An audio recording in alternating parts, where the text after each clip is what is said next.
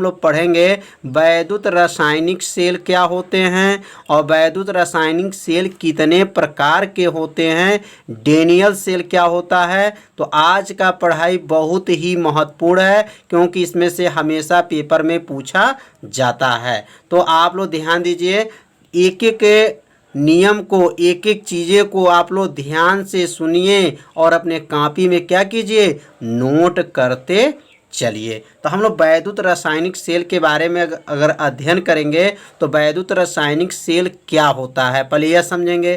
तो वैद्युत रासायनिक सेल वह सेल होता है जो रासायनिक ऊर्जा से किस ऊर्जा में, वैद्युत ऊर्जा में परिवर्तित किया जाता है। इस सेल का खोज किसने किए थे, तो इस सेल का खोज करने वाले वैज्ञानिक वोल्टा थे और गैल्वेनी थे। ध्यान दीजिए कौन कौन थे, वोल्टा थे और कौन थे, गैल्वेनी थे। अब यहाँ पे अपने कॉपी में आप नोट करिएगा कि वह सेल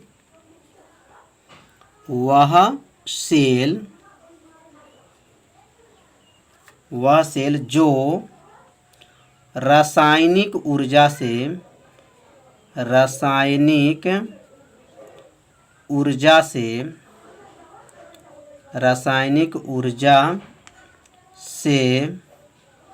वैद्युत ऊर्जा में, रासायनिक ऊर्जा से किस ऊर्जा में, वैद्युत ऊर्जा में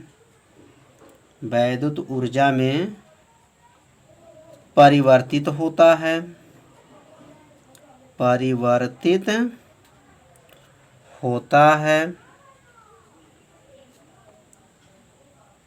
कितना आसान है। वह सेल जो रासायनिक ऊर्जा से किस ऊर्जा में, वैद्युत ऊर्जा में क्या होता है, परिवर्तित होता है, वैद्युत रासायनिक सेल कहलाता है। वैद्युत रासायनिक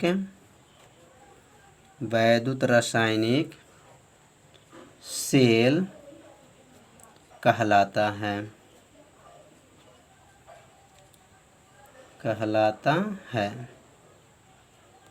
इस सेल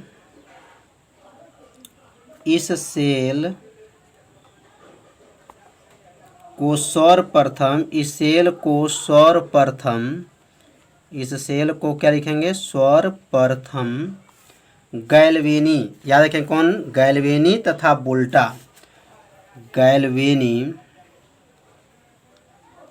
तथा वोल्टा, कौन कौन, गैल्वेनी तथा वोल्टा ने तैयार किया था। किसने, गैल्वेनी थे और कौन थे, वोल्टा ने तैयार किया।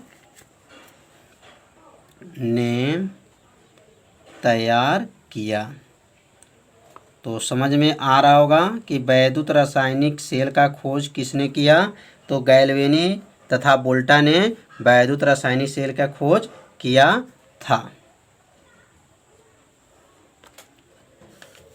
इसलिए याद रखिएगा, इसलिए इसे गैल्वेनी सेल, इसलिए इसे क्या कहेंगे, गैल्वेनी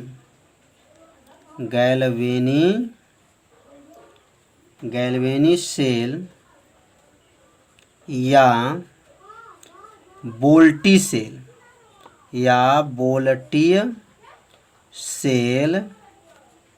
वोल्टी सेल भी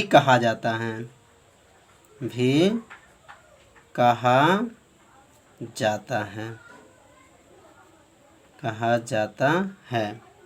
इसे रेडॉक्स सेल भी कहते हैं। इसे रेडॉक्स, याद रखिएगा इसका कितना नाम है, नोट करते चलिए। इसे रेडॉक्स सेल भी कहा जाता है। कौन सेल, रेडॉक्स सेल भी कहा जाता है,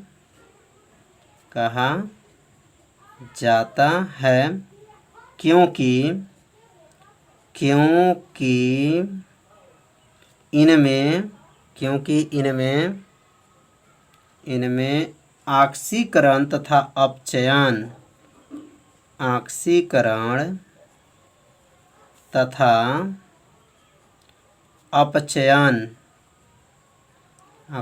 तथा अपचयन की क्रियाएं साथ साथ होती हैं। क्रियाएं क्या होती हैं? साथ साथ होती हैं। तो कितना आसान है। क्या लिखेंगे कि वह सेल जो रासायनिक ऊर्जा से किस ऊर्जा में? वैद्युत ऊर्जा में परिवर्तित होता है, वैद्युत रासायनिक सेल कहलाता है।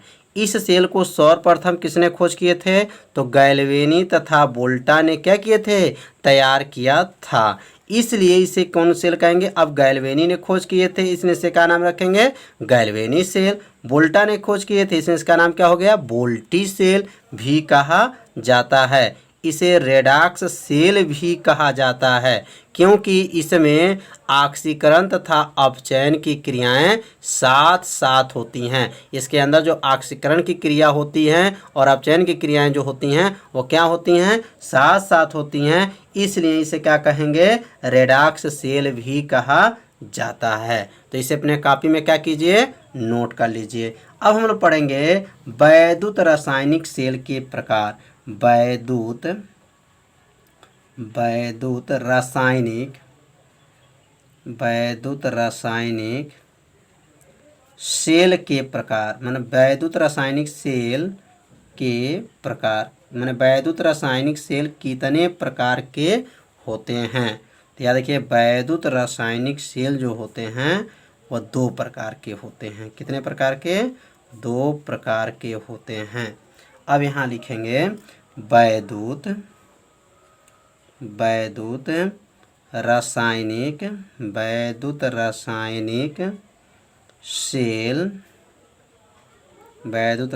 सेल 2 प्रकार के होते हैं। कितने प्रकार के?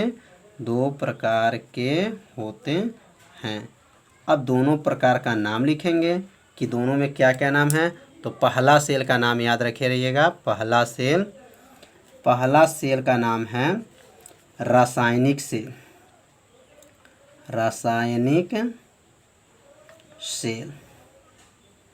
क्या नाम है? रासायनिक सेल, या उसका दूसरा नाम हो जाएगा डेनियल। याद रखेंगे क्या रहेगा?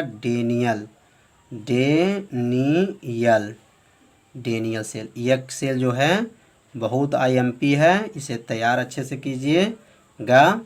और दूसरा जो है सांद्रता सेल। तो आज अब हम लोग पढ़ेंगे पहला रासायनिक सेल या डेनियल सेल। तो डेनियल सेल का पहले चित्र को समझेंगे, और चित्र के बाद जब समझ लेंगे अच्छे से, तब उसके बाद से उसके बारे में लिखेंगे डेनियल सेल क्या होता है। तो डेनियल सेल का चित्र पहले अच्छे से समझिए। तो डेनियल सेल का चित्र को ध्यान दीजिएगा। यह जो बना हुआ है, यह डेनियल सेल का रूप बना हुआ है। अब इसमें एक एक चीज़ को समझेंगे। तो डेनियल सेल में ध्यान देंगे, यहाँ 2 बीकर हैं, और पहला बीकर में याद रखेंगे यह जिंक का जो है जिंक सल्फेट का विलयन है। इसमें किसका है? तो जिंक सल्फेट का इसके अंदर जो है विलयन है। और इसके अंदर जो है यह दूसरे बीकर में जो है कॉपर सल्फेट का विलयन है। इसके अंदर किसका है? तो जिंक सल्फेट है, और इसके अंदर जो है किसका है? कॉपर सल्फेट का क्या है? जलीय विलयन है।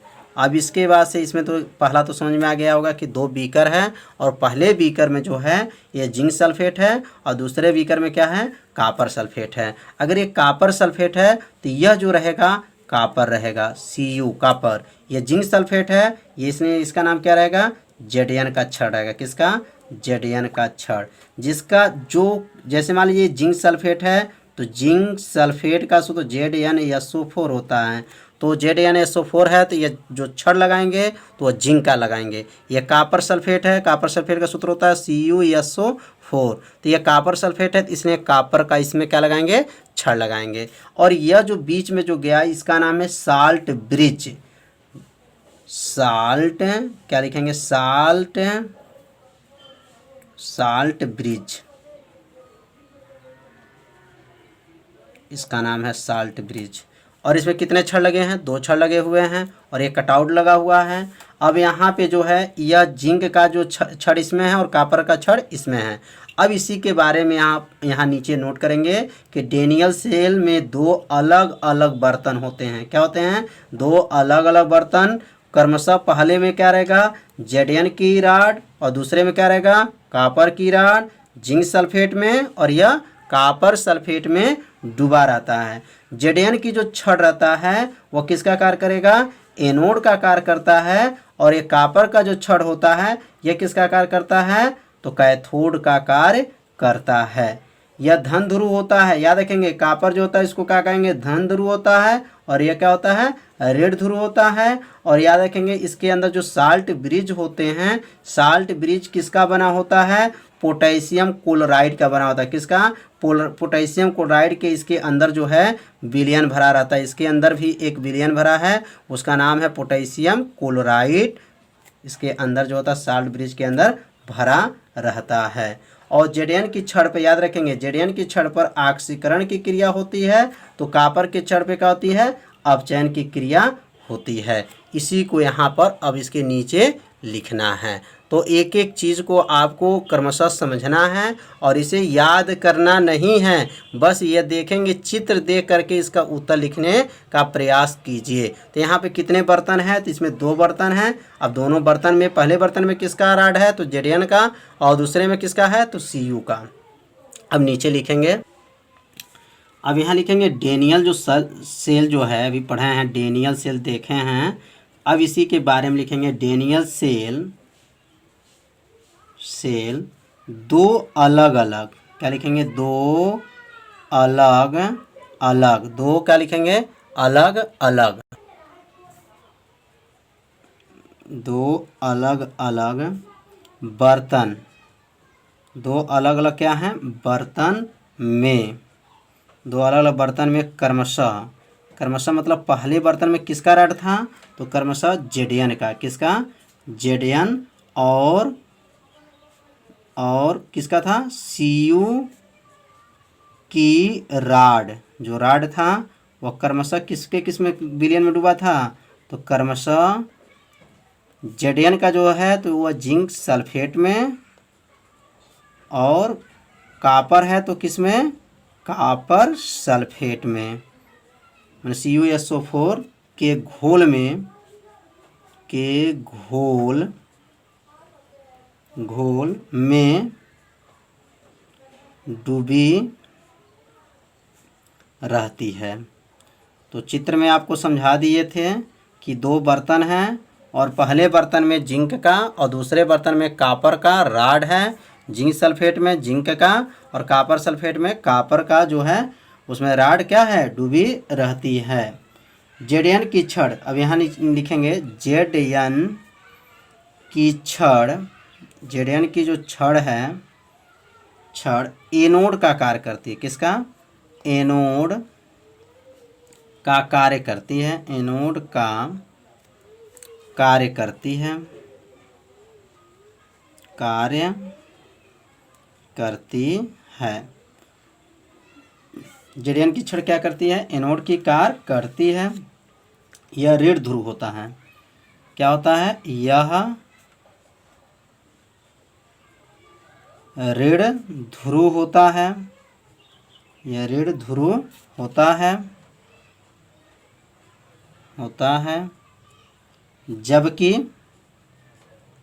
जबकि कॉपर, अब देखिए जिंक का जो छड़ होता है वह एनोड का कार्य करती है और ऋण ध्रुव होता है, जबकि कॉपर की जो छड़ होता है, कॉपर की छड़ क्या किसका कार्य करेगा? तो यह एनोड का कार्य करती है, तो किसका कार्य करेगा?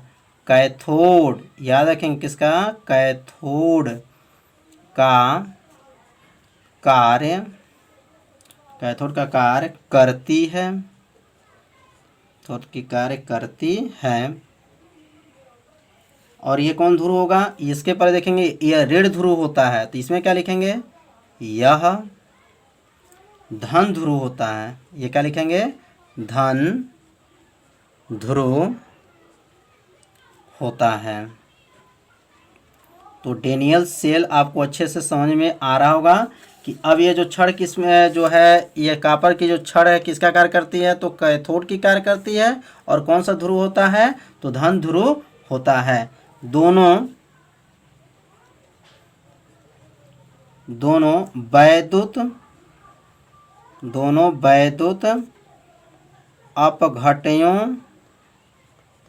वैद्युत अपघटयों को साल्ट ब्रिज भी बताया गया आप लोग को। साल्ट ब्रिज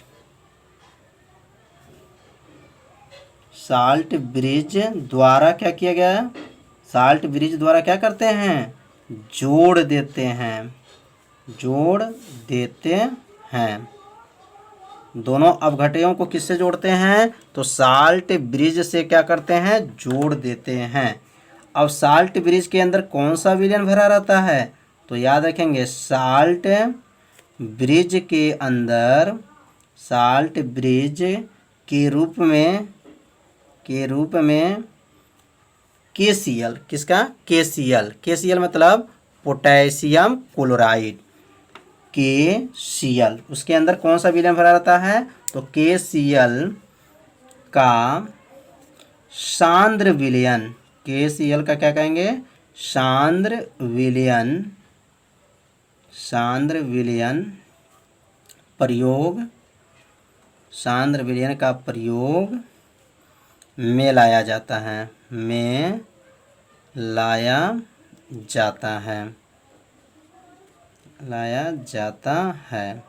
तो समझ में आ रहा होगा। Zn की छड़ पर याद रखेंगे, किसकी छड़ पर? Zn की जो छड़ है, Zn की छड़ पर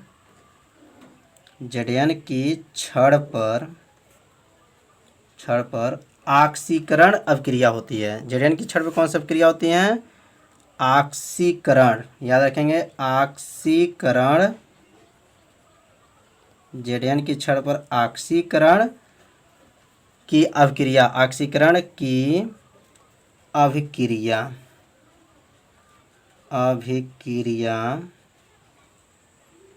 होती हैं, जबकि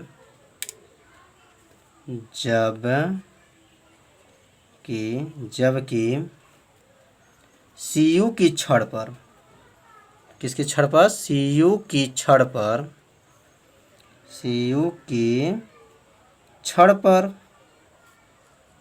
कौन सी अभिक्रिया होगी? Cu की छड़ पर अपचयन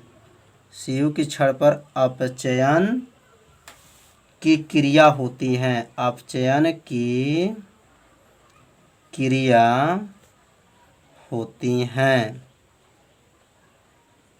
बहुत आसान है। अब लिखेंगे यहाँ पे इसके नीचे, दोनों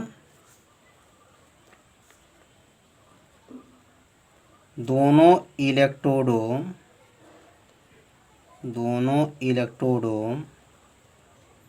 को सुचालक, दोनों इलेक्ट्रोडों को क्या करेंगे? सुचालक। दोनों इलेक्ट्रोडों को सुचालक तार से जोड़ने पर, सुचालक तार से जोड़ने पर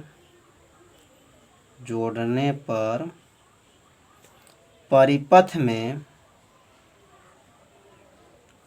में धारा प्रवाहित होने लगता है। धारा प्रवाहित होने लगता है।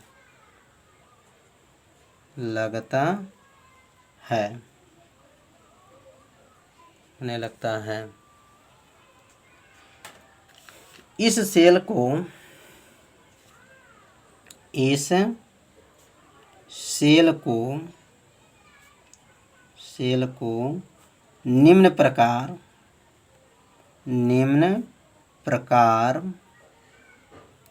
निम्न प्रकार से क्या करते हैं?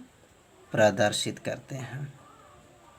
निम्न प्रकार से प्रदर्शित करते हैं। इतना लिखेंगे तो डेनियल सेल का क्या हो गया? चित्र के साथ पूरा व्याख्या हो गया। तो आप लोग इसे याद नहीं करना है, बस चित्र से इसकी परिभाषा को क्या है? सीखना है। अब यहाँ पे जो है कैसे प्रदर्शित करेंगे, ध्यान दीजिएगा। Zn इसके बाद से लिखेंगे यहाँ पर Zn के ऊपर जो है प्लस, उसके बाद से यह क्या है डेनियल सेल, Cu के ऊपर क्या लिखेंगे प्लस, उसके लिखेंगे Cu। इसे प्रदर्शित जो करेंगे ध्यान देंगे, Zn की छड़ था तो Zn के ऊपर +2 चार्ज करेंगे, ये डेनियल सेल का पहचान है। और ये Cu में कापर की छड़ था और ये कापर है। तो एक बार और चित्र को समझ लीजिए। अब यहाँ जो चित्र देख रहे हैं यह जो डेनियल सेल है, यह डेनियल सेल में 2 बर्तन हैं। पहले बर्तन में किसका छड़ है तो Zn का छड़ है, और दूसरे में किसका छड़ लगा है तो कापर का है। या Zn मतलब ZnSO4 मतलब ये Zn का छड़ है तो Zn मैंने आपका सल्फेट रहना चाहिए, और ये कापर है तो कापर का सल्फेट होना चाहिए। इसके अंदर जो है दोनों अपघटकों को जोड़ा गया तो किससे जोड़ा जा रहा है साल्ट ब्रिज से जोड़ा जा रहा है। और साल्ट ब्रिज के अंदर क्या भरा रहा है पोटेशियम क्लोराइड का विलयन भरा हुआ है। तो समझ में आ रहा होगा, इसी को यहाँ पे क्रमशः लिखा गया है कि डेनियल सेल 2 अलग अलग बर्तन में क्रमशः Zn और कापर का राड क्रमशः क्या है ZnSO4 और कापर SO4 के घोल में क्या हुआ है डूबा रहती है। Zn की छड़ किसका कार्य करेगा तो एनोड का कार्य करती है, और ये कौन सा ध्रुव होता है तो ऋण ध्रुव होता है। और जबकि कापर का जो छड़ होता है वो किसका कार्य करती है तो कैथोड का कार्य करती है, और ये धन ध्रुव होता है। दोनों वैद्युत अपघटकों को किससे जोड़ा गया है तो साल्ट ब्रिज से क्या हुआ है जोड़ा गया है। साल्ट ब्रिज के रूप में कि कौन से विलयन को प्रयोग किया गया है तो पोटेशियम क्लोराइड का प्रयोग किया गया है। और याद रखेंगे Zn की छड़ पे कौन क्रिया होता है तो ऑक्सीकरण की क्रिया होता है, और कापर की छड़ पे कौन सी क्रिया होता है तो अपचयन की क्रिया होता है। अगर दोनों इलेक्ट्रॉनों को सुचालक तार से क्या कर दिया जाए, दोनों इलेक्ट्रोडों को ध्यान दीजिएगा यहाँ पर दोनों